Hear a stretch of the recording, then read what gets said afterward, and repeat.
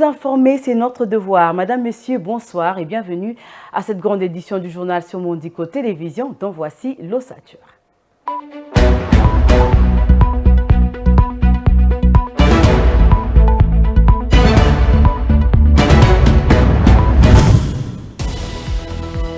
Né Mwandan Nsemi, le guide spirituel du mouvement politico-religieux Bundu Dia Mayala n'est plus. Il s'est éteint depuis ce mercredi 18 octobre 2023 au centre Nganda de Kintambo, Jamaïque, où il était interné pour raison de maladie. Né Mwandan Nsemi avait 77 ans. C'est une grande page de l'histoire politique de la RDC où il s'est plus illustré qui vient de se tourner. Après le malheur, l'heure est à la recherche de raison. La justice ouvre des enquêtes pour déterminer les circonstances qui ont été à l'origine du naufrage de l'embarcation Mapamboli au port fluvial des Banquita dans la province de l'Équateur le vendredi dernier. Jusqu'ici, le bilan s'est alourdi à plus d'une quarantaine de victimes. La pluie qui s'est abattue le mardi 17 octobre sur une grande partie de la ville de Kinshasa a déjà causé des sinistres. Parmi les premières victimes de cette saison de pluie, des inondations se sont produites au quartier Mpila de la commune de Ngaba, où fort heureusement, on n'a déploré aucun décès.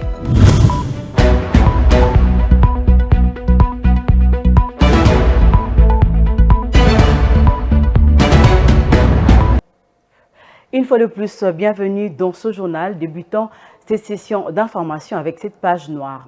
Né Zakari Badiengila, beaucoup plus connu sous le nom de Né Mwandan Nsemi, notable du Congo central, est décédé ce mercredi 18 octobre 2023 à l'âge de 77 ans au centre médical Nganda où il a été admis aux urgences au service de réanimation. Ancien député national, élu de l'Uozi et chef spirituel de l'organisation politico-religieuse Bundu Dia Mayala, Né Mwandan Nsemi était aussi une figure emblématique de la politique congolaise. Suivi. La nouvelle du décès de Né Mwandan Nsemi a eu effet d'une bombe aux oreilles des adeptes de Bundu Dia Mayala. Le leader de ces mouvements mystico-religieux a tiré sa révérence ce mercredi 18 octobre après une longue période d'hospitalisation à la clinique du centre Nganda à Kinshasa. Un des lieutenants de son parti, joint au téléphone par votre rédaction, parle d'un coup dur et appelle à tous les adeptes de Tata Nlongi de capitaliser ses enseignements. Mais Mamansi à Congo signale que son maître avait tout donné. La dernière sortie médiatique de Né Mwandan Nsemi était marquée par son adhésion à l'Union sacrée de la nation où ses leaders Né Congo appelaient ses partisans à soutenir la réélection de Félix Tshisekedi à la magistrature suprême. Le député national honoraire quitte la terre de ses ancêtres à l'âge de 77 ans. Paix à son âme. D'une page noire à une autre. Une enquête est en cours pour établir les responsabilités après le naufrage d'une baleinière à Mbandaka dans la province de l'Équateur. L'enquête est en cours, devra aboutir sur un procès en flagrance pour sanctionner le coupable. C'est ce qu'a annoncé le ministre de Transport et Voies de Communication lundi soir dans un échange avec la presse. Marc Ekila a avancé un nouveau bilan provisoire des 47 morts. Suivi.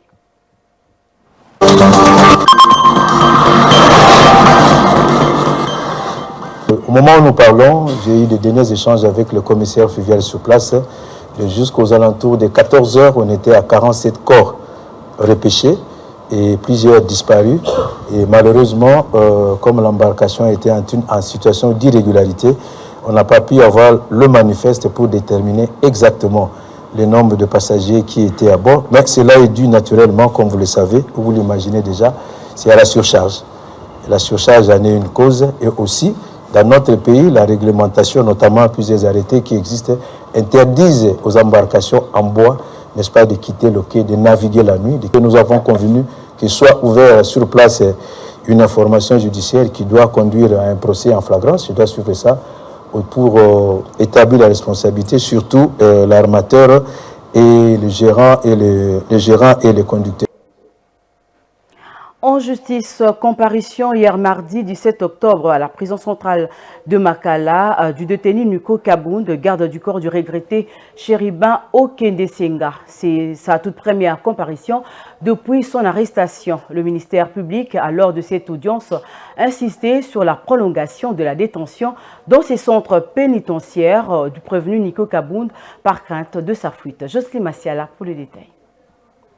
Poursuivi pour les chefs d'accusation de meurtre et défaut des consignes, Nico Kabont, garde du corps du regretté Chéribian Kende, a fait sa toute première comparution en chambre du conseil le mardi 17 octobre à la prison centrale de Makala. Lors de l'audience, le ministère public a requis la prolongation de sa détention et, malgré la demande de ses avocats qui sollicitent une mise en liberté provisoire après avoir été affectés par les conditions de la détention de leur client à la prison centrale, en assurant que sa fuite n'est pas à craindre. Malheureusement, leur demande n'a pas obtenu gain de cause. En parallèle, le chauffeur du défunt Chéribian Kende a été libéré depuis le 3 octobre après avoir bénéficié d'une liberté provisoire sous contrôle judiciaire décrétée par le parquet de grande instance de la Gombe. Pour rappel, l'autopsie du corps de Chéribian Kende a été effectuée le 3 août 2023 en collaboration avec les experts internationaux. Cependant, le résultat de l'enquête reste en suspens malgré l'écoulement du temps depuis la tragédie. Le corps sans vie de Chéribian Kende a été découvert sur l'avenue de Poids-Lourds, criblé de balles à l'intérieur de son véhicule. Changeant de chapitre, les autorités congolaises s'activent pour sortir le pays de la liste noire de l'Union européenne. Le ministre de Transport et Voies des Communications s'est voulu rassurant à ses propos lors du face-à-face avec la presse co-animé le lundi dernier à Kinshasa avec le ministre de la Communication et Médias, Marc Ekila, a dévoilé les efforts fournis par la RDC pour atteindre cet objectif. Suivez.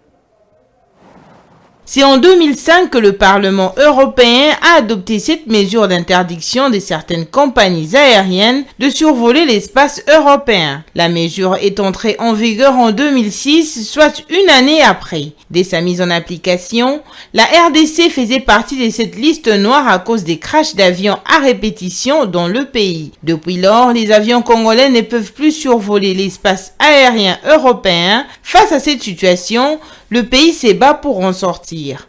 Le ministre de Transport et Voies de Communication a dévoilé quelques initiatives prises par le pays pour sortir de cette liste noire. Les aéroports sont réhabilités à travers le pays. Certains d'entre eux vont être certifiés comme étant internationaux.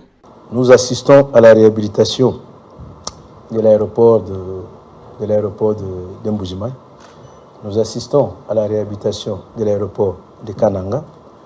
Il y a l'aéroport du genre que vous avez vu au Lualaba. Il y en a aussi aujourd'hui à Bangoka, à Kisangani. Nous avons la modernisation de l'aéroport international de Goma. Nous avons l'aéroport de Kindu qui doit aussi subir sa cure de jouvence. Il y a un aérogare qui a poussé à Boende. Au moment où nous parlons, nous sommes en train de travailler sur la piste pour finaliser. Je vous souviendrai que nous sommes sur la liste noire de l'Union européenne. Et il fallait remplir des conditions pour nous conformer aux normes de l'OACI. L'autorité de l'aviation civile est déjà pour parler avec les entités spécialisées de l'Union européenne.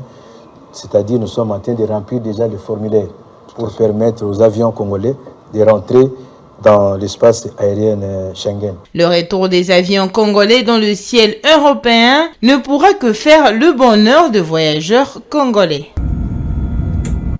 Et puis, bonne nouvelle pour les conducteurs. Le gouvernement de la République démocratique du Congo, via le ministre de Transport, Voies des Communications et du Désenclavement, Marc Ekila, est en passe de présenter le nouveau permis de conduire congolais au public. Seulement, certains préalables d'uniformisation des documents sont en cours avec d'autres services connexes en vue de prévoir un contrôle plus facile. Le ministre de Transport l'a expliqué lors du dernier debriefing en compagnie de son collègue de la communication et de médias avant d'évoquer aussi la problématique de bus dit Esprit de vie.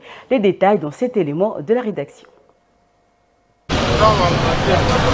Depuis plusieurs mois déjà, tous les permis de conduire en République démocratique du Congo n'ont plus cours valable en raison de la péremption de leur date. Le gouvernement, via le ministère national des Transports, Voies de Communication et de Désenclavement, de concert avec tous les services concernés par le dossier, se sont engagés de régulariser tous les permis afin de les homologuer dans des fichiers disponibles à tout moment et de manière transparente pour une meilleure identification permanente. Le ministre de tutelle, Marc Ekila, a éclairé la presse sur les préalables pris en compte avant l'opération de leur mise en vente publique. Le permis de conduire, la République démocratique du Congo a passé un marché.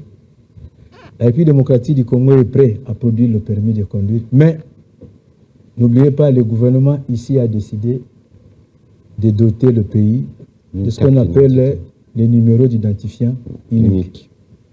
Les numéros d'identifiant uniques, c'est, vous le savez, vous êtes journaliste, c'est le numéro qui nous permet d'identifier qui est Jessie, qui est Eric, qui est Serge NTK, qui est XY, qui est quoi. Au moment où nous parlons, nous avons fait des séances de travail avec l'ONIP. Vous pouvez poser la question à l'ONIP, ils vont confirmer ce que je vous dis. Nous sommes en train de trouver les mécanismes, de chercher à trouver les mécanismes d'interconnexion. Comment relier les numéros identifiants uniques au numéro de permis de conduire. C'est le travail qui s'est fait à cet instant.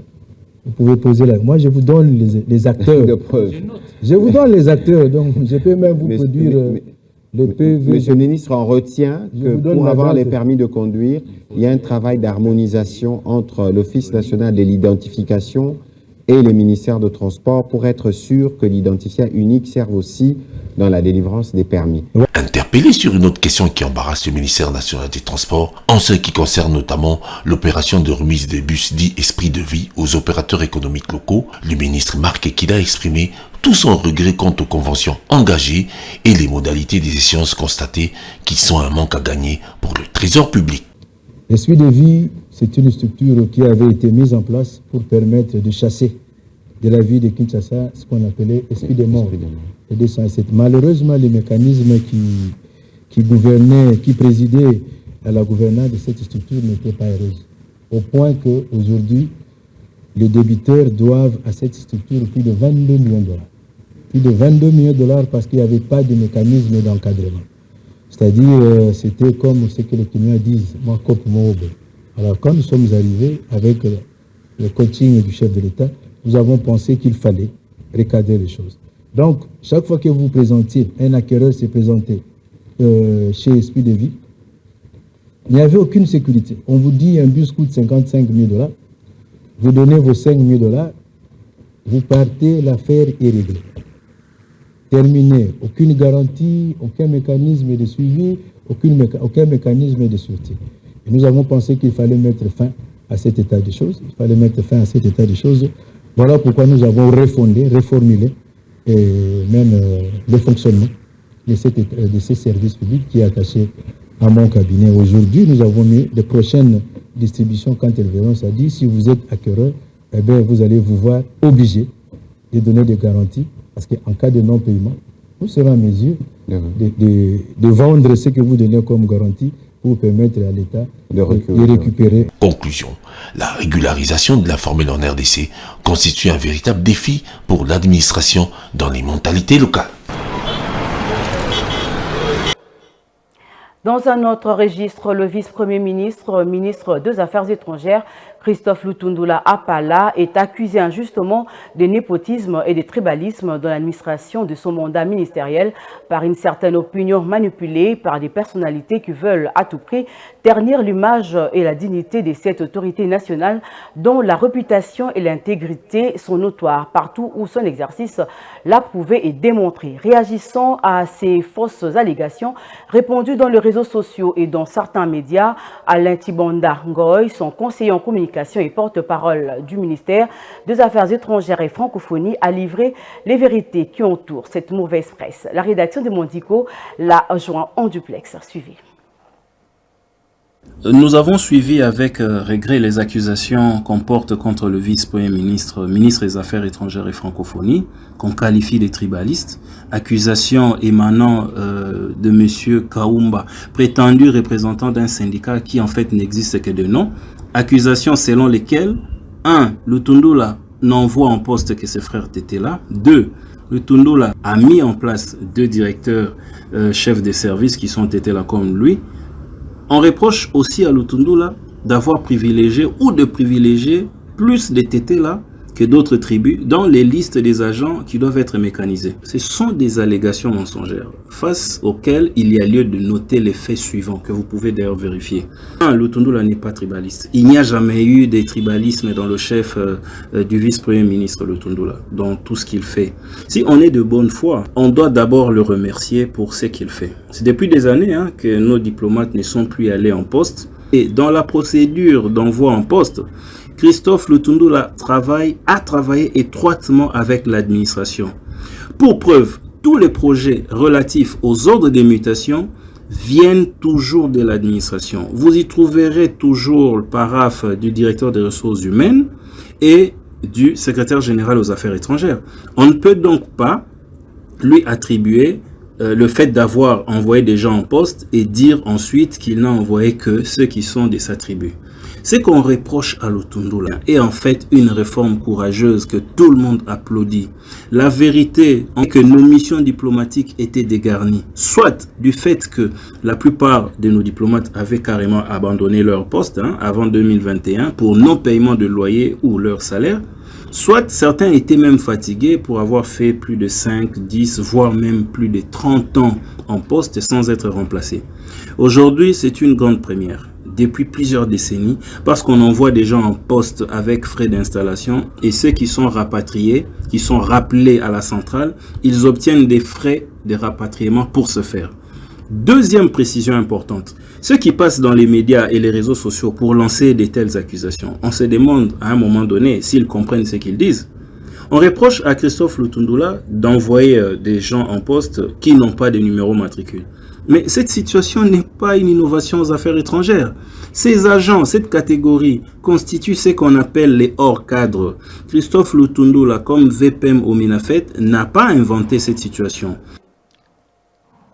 Tout à fait autre chose. Après plus de 20 ans en République démocratique du Congo, la MONUSCO, mission des Nations Unies pour la stabilité du Congo, est face à plusieurs questionnements liés à la nature de son mandat, très critiqué à son crédit dans les populations congolaises de l'Est du pays et surtout actuellement aux modalités de son retrait réclamé par le gouvernement. Analyste politique, correspondant de médias internationaux, diplomate, M. Henri Désiré Nzouzi a donné sa perception sur la situation de la force onusienne quant au chronogramme concernant son retrait progressif dans le temps. Suivez ses propos au micro de Guy Lunga Kabamba qu'il a reçu au cours de l'émission Face à Face à Mandiko Télévision. Puisque nous parlons du retrait programmé, il faut savoir qu'une résolution qui est passée totalement inaperçue il y a 2 ans envisageait déjà ce retrait progressif avec des étapes clés qui, effectivement, mettaient l'année 2024 comme étant le terme à l'issue duquel la MONUSCO devait effectivement plier bagage. Mais il faut que les choses soient très claires pour ceux qui nous suivent, même si aujourd'hui on le sait, à la suite d'une réunion importante au Conseil de sécurité il y a quelques jours, il a été acté le retrait progressif. Cela se fera en contrepartie d'un certain nombre de tâches que voilà, tout à fait. C'est-à-dire que, et on peut tout à fait comprendre la préoccupation des Nations Unies. Mais quelle est la nature de ces engagements? Alors, la première, c'est que nous devons faire la démonstration, nous en tant que gouvernement congolais, en tant que nation congolaise, en tant qu'État, la démonstration que nous sommes capables ou que nous serons capables d'assurer la sécurité de nos concitoyens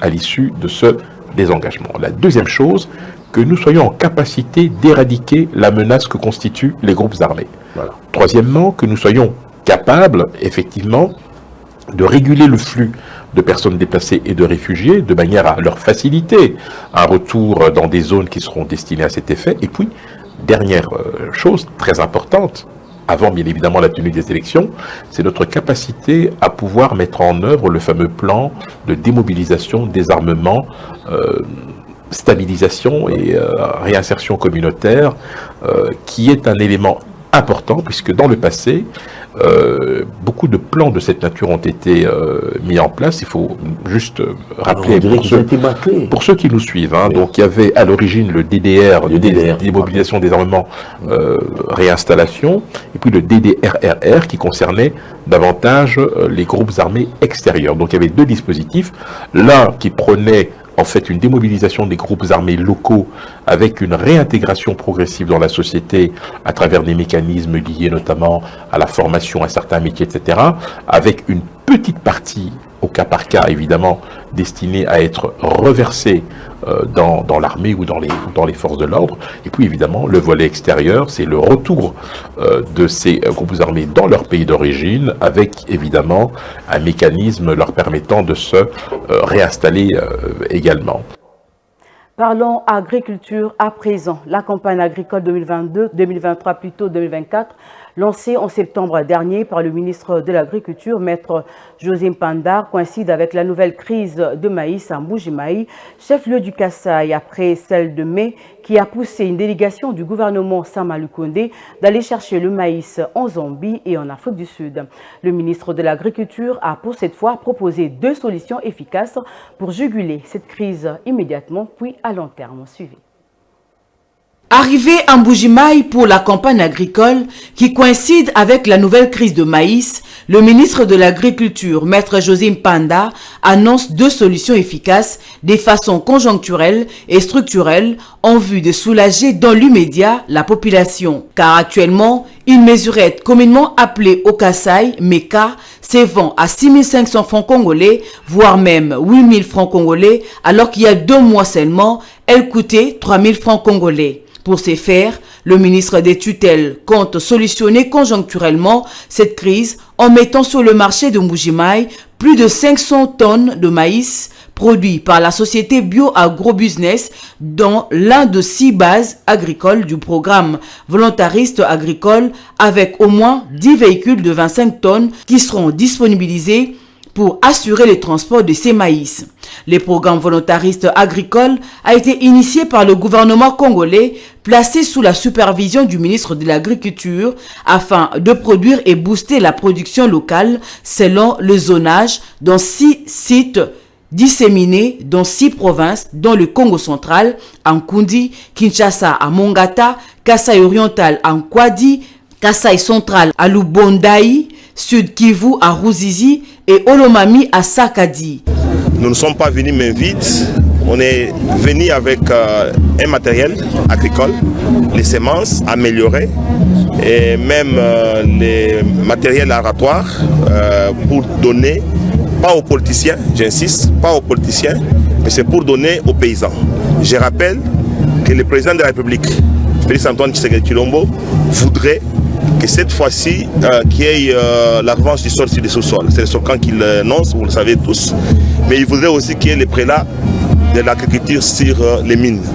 Mais comment il faut le faire? Mais c'est dans une vision de l'agenda de transformation agricole que nous allons implémenter, qu'on est en train de faire.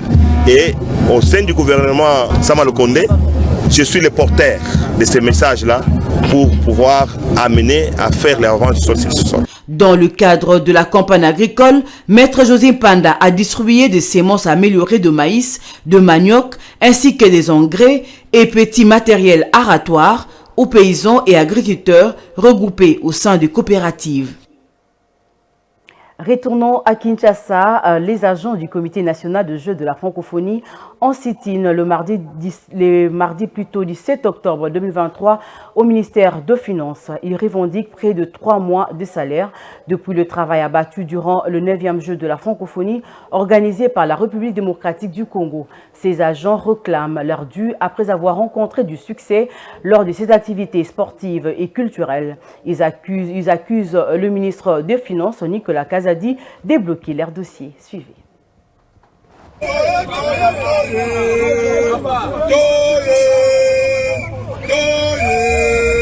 Ils s'étaient nombreux à manifester devant le bâtiment du ministère des Finances le mardi 17 octobre 2023.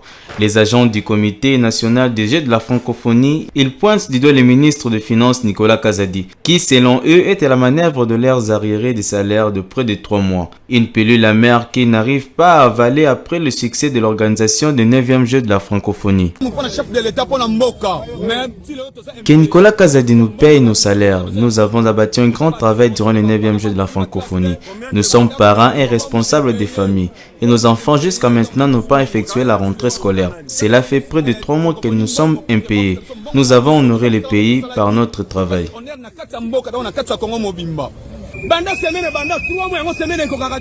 Depuis qu'ils ont promis de nous payer, mais jusque-là, ils n'ont rien fait. Et cela fait 3 mois. Le monde entier était content de notre travail. Et même le président de la République était satisfait de ce travail que nous avons bâti. Mais pourquoi ils ne veulent pas nous payer? Ceci est de la mauvaise foi. Ces agents du Comité national des Jeux de la francophonie ont promis de revenir si leurs revendications ne sont pas prises en compte.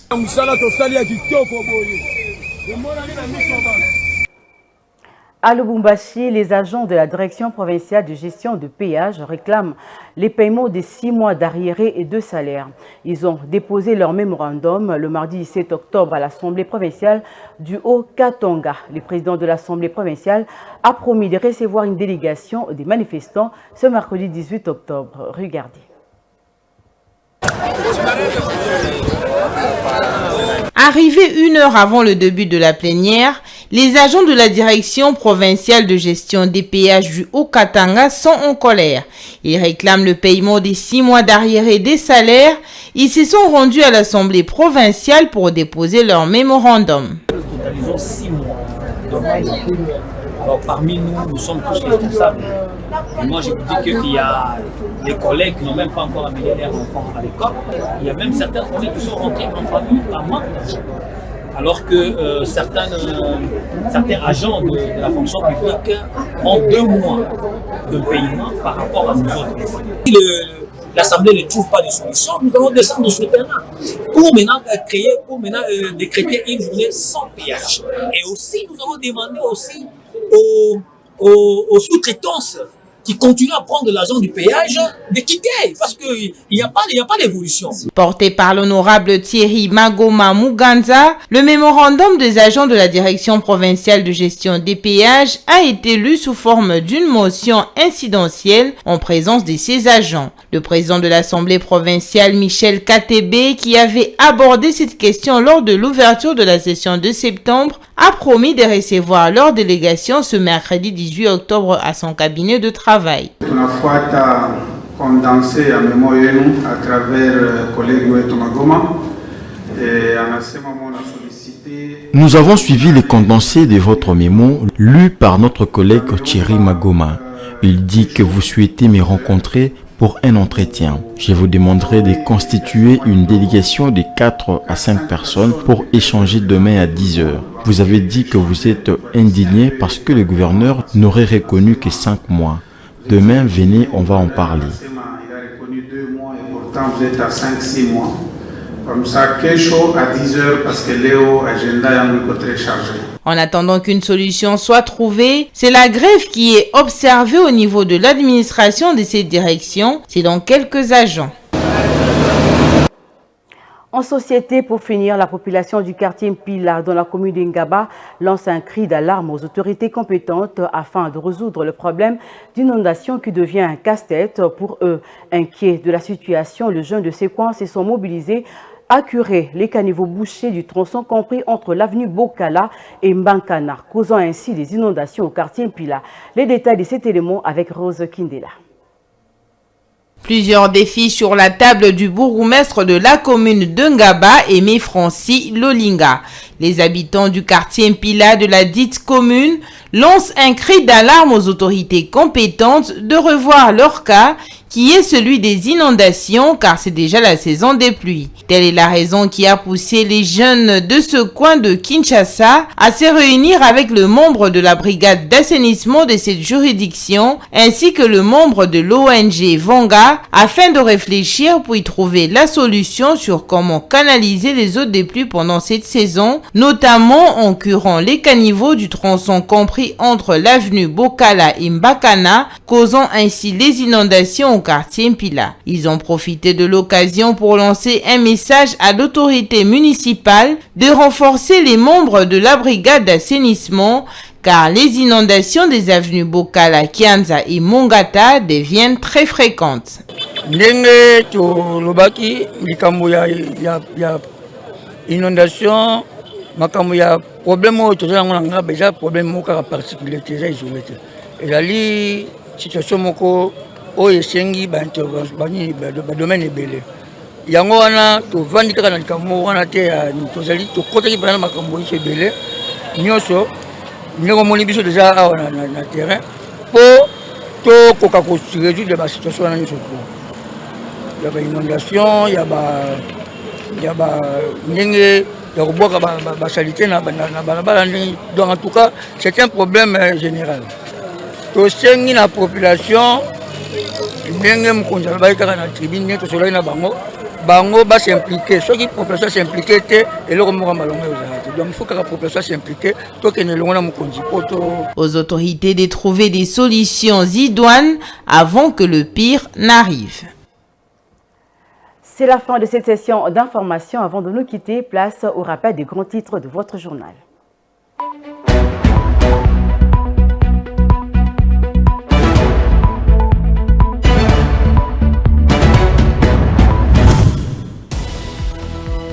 Né Mouadan Semi, le guide spirituel du mouvement politico-religieux Bundu Dia Mayala n'est plus. Il s'est éteint depuis ce mercredi 18 octobre 2023 au centre Nganda de Kintambo, Jamaïque, où il était interné pour raison de maladie. Né Mouadan Semi avait 77 ans. C'est une grande page de l'histoire politique de l'RDC où il s'est plus illustré qui vient de se tourner. Après le malheur, l'heure est à la recherche de raisons. La justice ouvre des enquêtes pour déterminer les circonstances qui ont été à l'origine du naufrage de l'embarcation Mapamboli au port fluvial des Banquita dans la province de l'Équateur le vendredi dernier. Jusqu'ici, les bilans s'est alourdi à plus d'une quarantaine de victimes. La pluie qui s'est abattue le mardi 17 octobre sur une grande partie de la ville de Kinshasa a déjà causé des sinistres. Parmi les premières victimes de cette saison de pluie, des inondations se sont produites au quartier Mpila de la commune de Ngaba, où fort heureusement, on n'a déploré aucun décès.